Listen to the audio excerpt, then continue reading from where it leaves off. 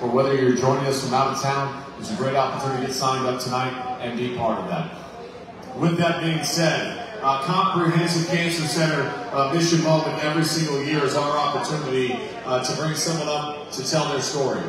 And so with all respect to everybody that's in this room, I'd like everybody to really dial it in. Limit the conversations, focus in on this moment, because this is the why of why we are here. This is the moment where we talk not about golf, not about just statistics, but we talk about someone's own cancer journey and their own cancer fight. And so with that, I ask you to please pay attention as we get started. I'm being joined right now up on stage with Beth Lano. Appreciate you joining us, Beth. Thank you. It's nice to be here. Dr. Anthony Nguyen, thank you so much for joining us. Thank you.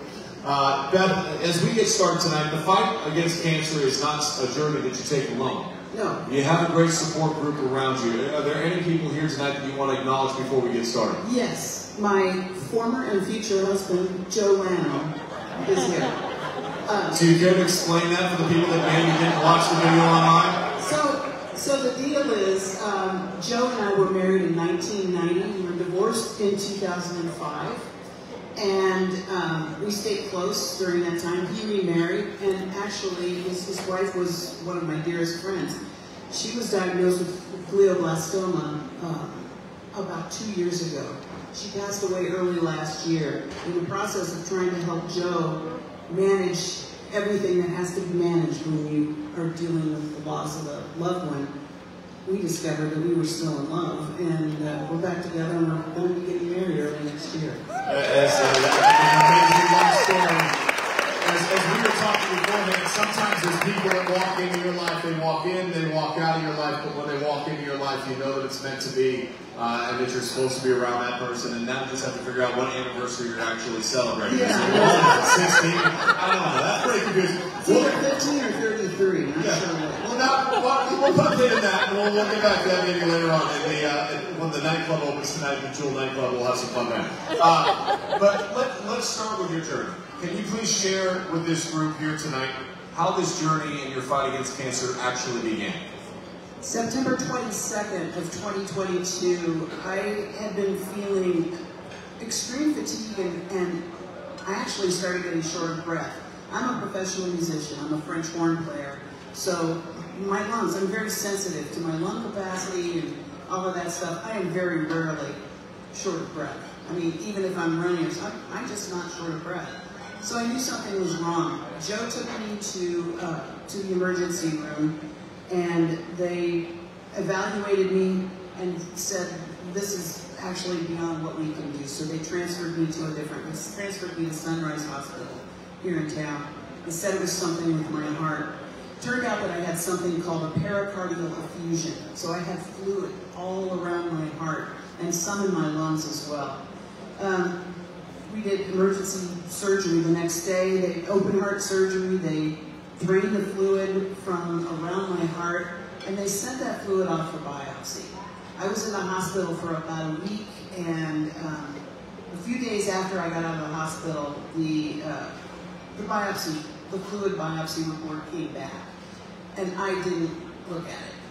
I didn't want to look at it because I was really afraid to, and there was actually a warning on the report itself that said you might want to wait until you're with a medical professional to see this.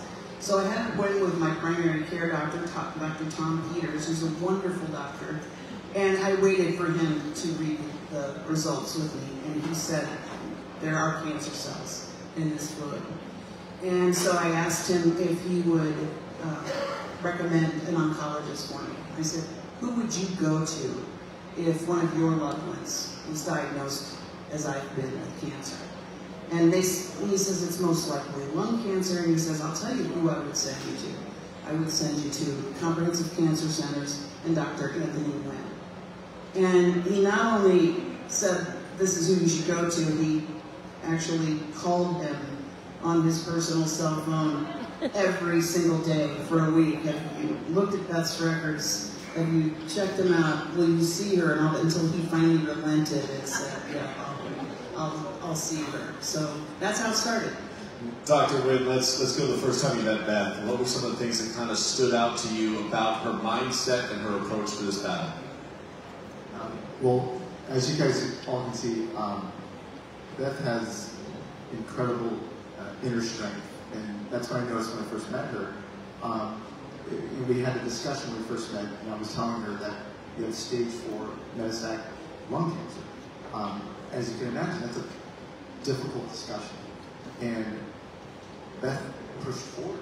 She pushed forward with courage and conviction, and we couldn't have found a better ambassador for someone who can help inspire other patients with her story. So, thanks. Thank you.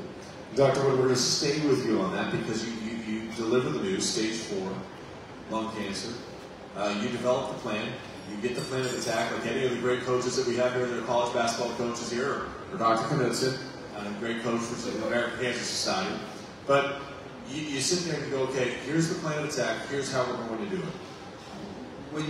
When you developed that plan of attack, what were your realistic goals for Beth with the treatment options that were available for her?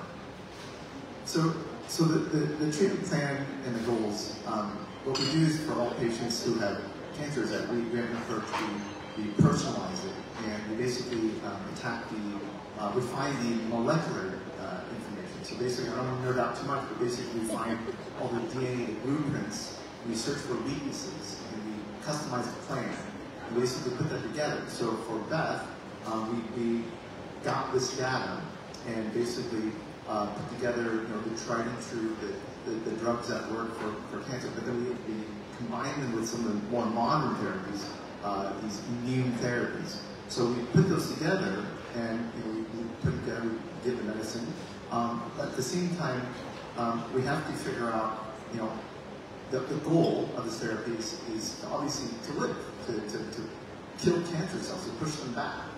But it's also important to know that we won't be able to completely eradicate the cells, so we have to push as hard as we can to try to make this disease into a chronic illness for now. That means we try to convert it to hypertension or diabetes or something like that. But the important part is that while we're giving this therapy, we have to be able to preserve quality of life. That means Beth has to be able to perform. She has to go to anniversaries, birthdays, her own birthdays. She has to basically live while she's fighting cancer at the same time and do it well. Beth, what were some of your fears as you began treatment, and how did those fears equate to the reality of what you went through? Well, I think, for anyone who's given a diagnosis like this, your first fear is, the world is this great big party, and this big celebration. Life is a big celebration, and I'm gonna miss some of it. But I think my mindset became, I'm gonna miss as little of it as possible. I'm gonna fight this, and so the fear. Since I was diagnosed in September, it's like, is this going to be my last Thanksgiving? Is this going to be my last Christmas? I have so much to live for with Joe. We just found each other, so this is ridiculous. We have to, I was afraid of losing him. I was afraid of losing my friends. But you basically those negatives are taken over by positives when you're supported by such a great support network. And you've got such wonderful medical teams, and there's hope. So I sort of got those fears out of my head and just went straight ahead and just wanted to fight. And fight you did. You had a PET scan that took place in March. For those again that maybe didn't watch the video online, would you like to share what that report, when it was read to you, what it said? I think I will tell you that I sort of knew what it said, but I was afraid to believe it. So I waited until I went to see Dr. Nguyen, and I think he should tell you what it said. She had a PET CT, a picture to take a picture of what was the result of all of her therapies. And so she was in complete remission, meaning that we didn't see any more of the cancer. It had completely eradicated.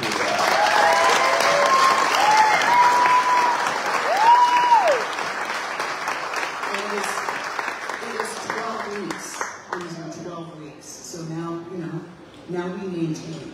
Now we're on the maintenance, and you know, I'm so incredibly fortunate to be here and to be alive, and you know, I got this guy to thank for that. You know? So it's great. Yeah, that's definitely a round of applause for everybody. Again, we talk so frequently, we talk about losses, but this is clearly a win. So Dr. Nguyen, when we look at this and we see this as a massive victory, how important are events like this? We're raising $1.9 million over a couple of days here in Las Vegas for the American Cancer Society, and all the multi-year grants, over 200, that they helped fund over the last year. How important are events like this, and all of these people here who yes, want to come to Vegas, want to spend time in a great hotel, want to play some great golf courses, but are doing it to help the fight against cancer? How important is their role? Well, it's pretty obvious that this is incredibly important for everyone to hear Beth's story while she's here, so she can share her triumphs or successes. I think it's important for you guys to know that you guys are working hard to support, raise money for research. You got to know who it's going to, and the actual person right in front of you in real life who's actually benefiting from all the hard work that you do. So it's huge to see that person in motion and smiling and living. That's a huge deal. In terms of all the coaches and supporters and all their families and friends who actually bring research funding. It's huge because it gives momentum to people like us, and I see some of my colleagues out there. We actually do clinical trials. We actually test a lot of medications. It's really ironic because some of the medications that you're on right now were tested in our office. I mean, where we work on these drugs that you're on right now. So it's actually it's great testimony to all the work that you guys have supported right in front of you.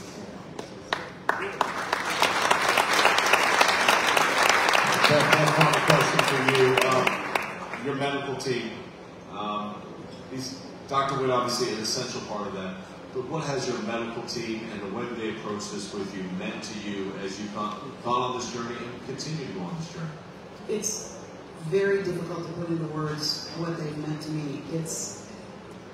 They have made it possible not only for me to fight this disease and feel like I have a chance to beat it, or maintain it, or just keep it from getting me. It's going to have to chase it. But my medical team, I mean, it's so important to trust your medical team, and I certainly have that. Comprehensive cancer we're so fortunate to have comprehensive cancer centers in Nevada here.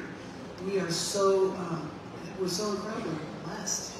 These doctors are just giants in their field, and the level of research, the level of care is just unmatched. And I'm just incredibly grateful and incredibly blessed to be treated by these doctors. We are blessed to have you share your story here with us this evening. We thank you so much for opening up and sharing that story, sharing the success and the living you're experiencing right now. Dr. Nguyen, we appreciate you and all the advancements. Comprehensive Cancer Center, a commitment to this event year in and year out to continue to spread the message of all the daily operations, the frontline workers that you are, to champion the fight for others. Just incredibly impressive. Now, as you mentioned, Beth does play the French horn. Anybody want to hear her play the French horn here? Now, if I was going to totally do it up here, and I'm not, for me, I'm very introverted. All of you know that. I don't usually extend out too much. Beth, you don't know me at all, but that's sarcasm. All right. But if I was going to do something like this, I'd be like, ladies and gentlemen, welcome to the Jewel Knot Club here in Las Vegas, Nevada, where we have tonight with us one of the most talented French horn players in all of America. She represents the Las Vegas Philharmonic. She has traveled the West region of the United States of America with Mr. Bocelli himself. Ladies and gentlemen, a cancer warrior and fighter here with us tonight at Long Kruger's Las Vegas Golf Classic. Ladies and gentlemen, let's relinquish the floor right now to Beth Lano.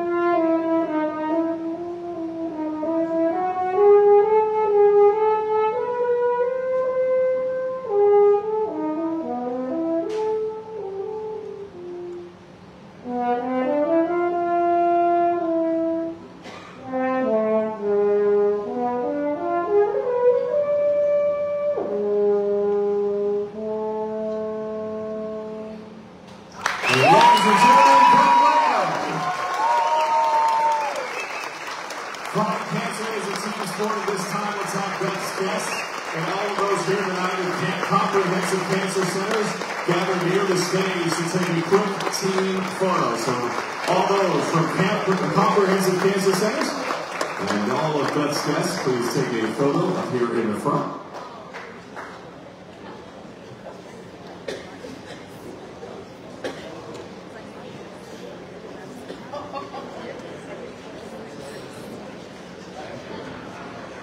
But while Beth is doing this, let's hear it one more time for Beth and Team Comprehensive Cancer.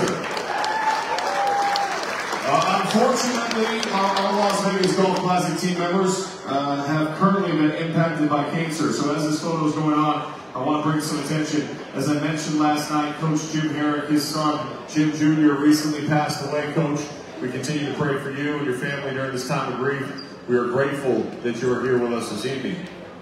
Maureen Youngmeyer was a fixture at